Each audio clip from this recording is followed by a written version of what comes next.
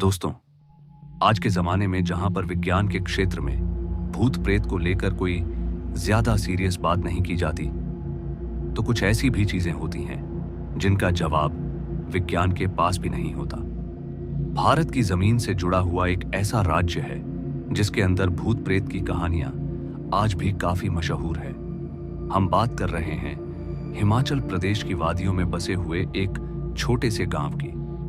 इस गांव के अंदर एक अजीब सी दहशत फैली हुई है, जहां पर लोगों का मानना होता है कि उनके पालतू जानवर गुम हो जाते हैं और उसके बाद जो उनके पालतू जानवरों के पीछे पीछे जाने लगता है वह भी मौत के घाट उतर जाता है। कहते हैं कि उस गांव की तरफ रात के 7 बजे के बाद कोई भी अपने घर से बाहर नहीं निकलता। लेकिन रवि नाम का एक लड़का था जिसने इस कहानी को शेयर करते हुए बताया है कि उसने किस तरह से एक हकीकत से सामना किया था और अपनी जान बचाकर वह वहां से वापस लौट गया था, जहां से वापस लौट पाना हर किसी के लिए मुमकिन नहीं होता। यह कहानी शुरू हुई थी साल 2018 में। उस वक्त क्रिकेट के मशहूर लीग आईपीएल चल रहे थे और आईपीएल के दौरान रवि मैच देखने के लिए अपने दोस्त के घर जाया करता था। इसलिए वो दोनों दोस्त एक साथ बैठकर ही मैच का मजा लिया करते थे। दोस्तों, आगे की कहानी मैं आपको रवि के नजरिए से सुनाऊंगा। हुआ कुछ ऐसा था कि एक दिन हमारे पालतू जानवरों का कोई ठिकाना नहीं रहा था और हमें पता चला कि हमारे सारे पालतू जानवर एक साथ घर नहीं आए थे। कुछ तो घर लौट आए थे, लेकिन कुछ का अभी भी कोई ठिकाना नहीं था। और जब हमें इस बात की भनक लगी तो मुझे तो काफी बुरा लग रहा था, क्योंकि अभी इतनी रात होने के बावजूद भी मुझे अपने किसी दोस्त के साथ अपने ही पालतू जानवरों को ढूंढने के लिए जाना था। पहले तो मैं उनके लिए राजी नहीं था, लेकिन उसके बाद मम्मी के मेरे ऊपर भड़कने के कारण मुझे उनको ढूंढने के लिए निकलना पड़ रहा था। अब काफी रात हो चुकी थी और ज्यादा रात होने की वजह से चारों तरफ अंधेरा भी पसर चुका था। ऐसे में मुझे कुछ ठीक से नजर नहीं आ रहा था और अंधेरा भी काफी हो गया था और हल्की हल्की चांद की रोशनी तो छाई हुई थी, मगर मेरे हाथ में टॉर्च की जो रोशनी थी वो भी ज्यादा दूर तक अपनी रोशनी का सहारा नहीं दे पा रही थी, या फिर यूं कहें कि उसकी रोशनी इतनी लंबी दूरी तय नहीं कर सकती थी जिससे कि मुझे पता चल सके कि यहीं आसपास हमारे पालतू जानवर घूम रहे हैं। इसलिए मैं काफी सावधानी के साथ आगे की तरफ जा रहा था। फिर उसके बाद मैं गांव से निकलकर हमारे पुराने गांव के जोहड़ के पास आ गया था। वैसे तो यहां से गुजरना मेरे लिए आम था, क्योंकि पहले भी मैं रात को काफी बार इधर से उधर गुजर चुका था। लेकिन जब मुझे वहां पर भी अपने पालतू जानवर नहीं दिखे तो मैंने सोचा कि अब तो घर चलना ही सही होगा, क्योंकि अब रात के 7 बजने वाले थे। इसलिए मैंने सोचा कि अब अपनी मौत को दावत देने से तो अच्छा है कि घर के लिए निकल जाता हूं। फिर इसी बीच मेरी नजर हमारे एक पालतू जानवर पर पड़ी तो मैंने देखा कि उसके गले में एक रस्सी लटक रही थी। हालांकि मुझे वह ठीक से तो नजर नहीं आ रही थी, लेकिन उसे देखकर ऐसा लग रहा था जैसे कि जो रस्सी उसके गले में लटक रही थी वह हमने उसके गले में डाली थी, ताकि मैं अच्छी तरह से उन्हें पहचान सकूं। और यह देखते मैं उसके पीछे पीछे चलने लगा। मुझे समझ में नहीं आ रहा था कि आखिर क्यों बकरी मुझसे इतनी आगे चल रही थी, क्योंकि आज से पहले तो ऐसा कभी नहीं हुआ था कि मेरे ही पालतू जानवर मुझसे डरकर मेरे आगे आगे भाग सके। मुझे थोड़ा अजीब तो लग रहा था, लेकिन मैं नहीं रुका। फिर करीब 10 मिनट उसके पीछे पीछे मैं चलता रहा और फिर उसके बाद जब मैंने पीछे मुड़कर देखा तो मेरे तो होश ही उड़ गए। मैंने देखा कि मेरे पीछे की तरफ एक दीवार बनी हुई थी। मेरी जिंदगी में ऐसा पहली बार हुआ था कि अचानक ही मुझे किसी तरह की अजीब सी दीवार नजर आने लगे। सच कहूं तो उस वक्त मैं बुरी तरह से डर गया था, लेकिन उसके बाद मैंने किसी तरह अपने आप को संभाला और उसके बाद वहां से निकलने का रास्ता खोजने लगा। लेकिन हैरानी की बात तो यह थी कि मेरी तमाम कोशिश करने के बावजूद भी मुझे वहां से निकलने का कोई रास्ता दिखाई नहीं दे रहा था। ऐसा लग रहा था जैसे किसी ने मुझे जेल के अंदर कैद कर दिया हो और जहां से बचकर निकलना मेरे लिए काफी ज्यादा मुश्किल हो गया था।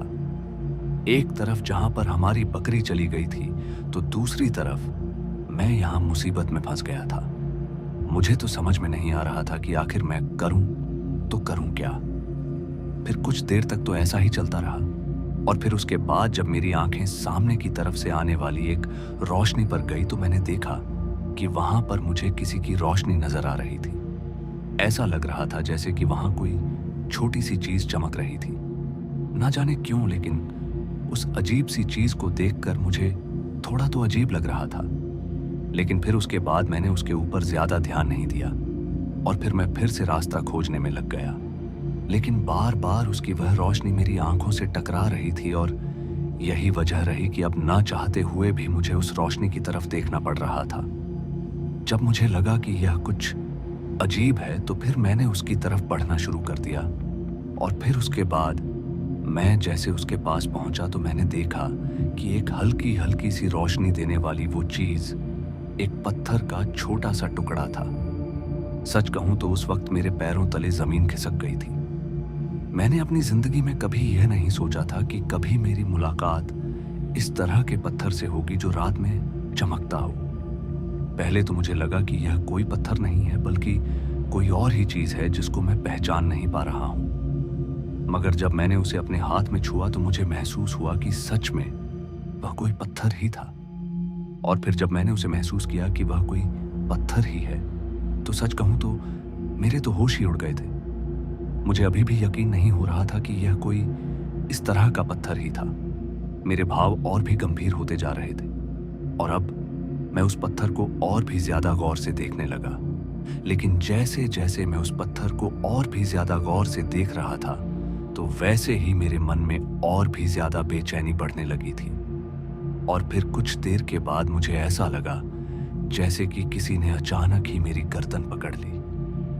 फिर जैसे ही मैंने पीछे पलटकर देखा तो मैंने पाया कि एक अजीब सी चीज थी जिसकी गर्दन में एक बड़ा सा घाव बना हुआ था, और उसके अंदर से मांस दिख रहा था।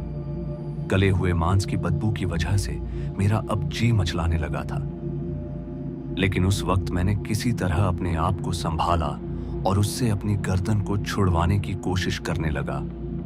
फिर कुछ देर तक तो ऐसे ही छिन झपटी चलती रही, लेकिन जब मुझे यह लगा कि मैं इस ताकतवर चीज से पीछा नहीं छुड़ा सकता तो मैंने आत्मसमर्पण कर दिया, और उसके बाद वह मुझे घसीटने लगा। मुझे समझ में नहीं आ रहा था कि आखिर अब आगे क्या होने वाला था। मेरे मन में कई सारे सवाल थे। मुझे तो ऐसा लगने लगा था जैसे कि मैं अपनी जिंदगी की बस आखिरी सांसें गिन रहा हूं। मेरे शरीर में अब मुझे बहुत ही ज्यादा दर्द भी महसूस होने लगा था। और फिर इसी बीच वह आदमी मुझे घसीटते हुए एक अजीब और बेहद ही शांत जगह पर ले गया, और वहां पर काफी ज्यादा खामोशी बनी हुई थी और एक अजीब सी बेचैनी ने घेरा बना के रखा था। उसके बाद उसने मुझे वहां ले जाकर एकदम से पटक दिया, और नीचे गिरने की वजह से मुझे अपने शरीर पर काफी चोटें महसूस हो रही थी। लेकिन उसके बाद जैसे ही मैंने अपनी आंखों से अपने आजू बाजू में देखा तो मैंने पाया कि मेरे आजू बाजू में मुझे हड्डियों के बड़े बड़े टुकड़े दिखाई दे रहे थे, और मांस की बदबू भी आ रही थी। मैं समझ गया था कि मुझसे पहले भी यहाँ पर काफी सारे लोगों को मौत के घाट उतारा जा चुका है। खैर, फिर जब मैंने अपनी आंख खोलकर उस आदमी को देखने की कोशिश की तो अब वह वहां से गायब हो चुका था। सच में ये काफी हैरान कर देने वाला नजारा था, लेकिन बार बार मेरी आंखें उसी आदमी की तलाश में जुटी हुई थी, और फिर कुछ देर तक तो ऐसा ही चलता रहा। फिर उसके बाद वहां पर काफी ज्यादा सन्नाटा पसर गया। सच में वह काफी हैरान कर देने वाला नजारा था। लेकिन जब मुझे लगा कि मुझे हिम्मत करके कुछ करना होगा तो मैं वहां से उठा और भागने की कोशिश करने लगा। फिर मैंने देखा कि वहां से भागने का कोई सही रास्ता तो नहीं था, लेकिन वहां से निकलने की एक छोटी सी गली नजर आ रही थी। शायद उस गली के अंदर कुछ तो ऐसा था जो नॉर्मल नहीं था, वरना उस स्थान से भागने के लिए वो गली मौजूद ही नहीं होती। फिर ना चाहते हुए भी मैंने उसी तरफ भागना शुरू कर लिया, और मजबूरी के चलते मुझे उसी भयानक गली से निकलना पड़ रहा था, क्योंकि उसके अलावा मेरे पास कोई दूसरा रास्ता भी नहीं था। और फिर ऐसे में मैंने तुरंत ही वहां से भागना शुरू कर दिया, और फिर कुछ देर के बाद मैं भागते हुए एक छोटे से कुंड के पास पहुंचा, और इस बार मैंने देखा कि वहां पर पानी का एक छोटा सा कुंड बना हुआ था। और उसके अंदर से मुझे बुलबुले उठने की आवाज आ रही थी। ऐसा लग रहा था जैसे कि उस पानी के अंदर किसी को डुबो दिया गया था। इसलिए पहले तो मैं उसके पास गया तो मैंने देखा कि उस पानी के अंदर हमारी एक बकरी भी गिरी हुई थी और उस बकरी के पानी में गिरने की वजह से अब धीरे धीरे उसकी खाल जलने लगी और अब सिर्फ उसकी हड्डियां ही दिखाई दे रही थी। मैं समझ गया था कि आखिर पूरा मामला क्या था। अब मुझे भी पीछे से कोई ना कोई धक्का मार सकता था। इसलिए मैं 2 कदम पीछे खिसक गया और फिर एक पेड़ से चिपक कर बैठ गया।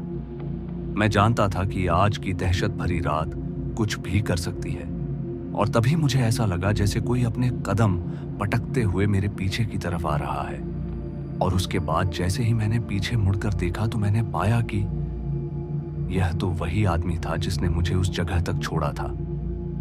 जैसे वह मेरे सामने आया तो उस वक्त पता नहीं मुझे भी क्या जचा कि मैंने अपनी जेब से उसी पत्थर को निकालकर उसके सामने दिखा दिया और जैसे मैंने उसके सामने उस पत्थर को दिखाया तो वह भी एक बार के लिए रुक गया और उसके बाद अपनी डरावनी आंखों से मेरी तरफ देखने लगा। मुझे ऐसा लग रहा था कि या तो मैंने कुछ घिनौनी हरकत कर दी है या फिर मैंने कुछ ऐसा कर दिया है जिसकी उसको उम्मीद ही नहीं थी। अब उस छोटे से पत्थर की रोशनी और भी ज्यादा चमकने लगी थी और जैसे जैसे वह रोशनी चमक रही थी तो वैसे वैसे उस आदमी के चेहरे के भाव भी बदलते जा रहे थे। और जब मैंने उस आदमी को इस तरह तड़पते देखा तो सच में मैं हैरत में पड़ गया। उसके बाद मैंने उसी पत्थर को लेकर वहां से निकलना शुरू कर दिया। अब मुझे समझ में नहीं आ रहा था कि उस पत्थर के अंदर ऐसी कौन सी शक्ति थी जिसकी वजह से यह पिशाच मेरे करीब नहीं आ रहा था। और धीरे धीरे मैंने अपने पैरों को पीछे की तरफ मोड़ना शुरू कर दिया और उसके बाद मैं सरपट वहां से भागने लगा। इस बार मैं तब तक नहीं रुका जब तक कि उस आदमी से मेरा पीछा नहीं छूट गया और तभी मेरी सांस में सांस आई। उसके बाद मुझे एहसास हुआ कि मैं उस सड़क पर आ गया हूं जहां से हमारे घर का रास्ता निकलता है। फिर उसके बाद मैं सीधा अपने घर पहुंचा जहां मैंने उनको पूरी घटना के बारे में बताया तो उनके भी होश उड़ गए और सभी हैरान थे कि मैं जिंदा बचकर कैसे आ गया। बाद में जब मैंने उस पत्थर को ढूंढने की कोशिश की तो वह पत्थर मुझे अपनी जेब से गायब मिला। लेकिन आज भी मुझे समझ में नहीं आता कि उस पत्थर के अंदर ऐसी कौन सी ताकत है जिसने मुझे इस तरह जिंदा बचा लिया। तो दोस्तों, आज की इस कहानी में बस इतना ही और मैं आपका दोस्त जल्द मिलूंगा एक ऐसी ही और डरावनी कहानी के साथ। धन्यवाद।